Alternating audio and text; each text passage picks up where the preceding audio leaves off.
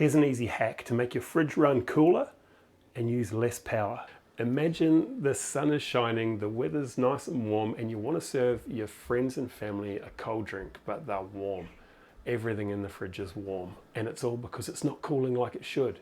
Very inconvenient. Without a little bit of maintenance, the fridge can actually be working really hard to keep your food cold, and that burns up a lot of electricity, especially when the weather starts warming up. And if it gets really bad, it actually stops cooling your food properly. Then your food in there is not going to keep. Eating it could actually make you feel pretty sick if it's been sitting there warm. And it's expensive to throw food out and not very environmentally friendly. So before you poison yourself, your family and your friends with that warm ham sandwich, check this out. Does the fridge have enough space around the back for air movement?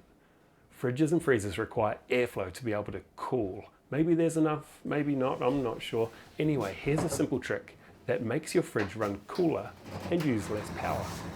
Pull the fridge out, unplug it, double check you've unplugged it, and vacuum those air vents at the back of the unit. You can see how they've loaded up with dust, and that's actually stopping the airflow that the fridge needs to keep cool. Unscrew that panel down the bottom and remove it. Inside, depending on the unit, there will be cooling fins. Now, these are the condenser coils. These need to be gently vacuumed. If there's a fan in there, check that the fan spins freely and clean around this as well.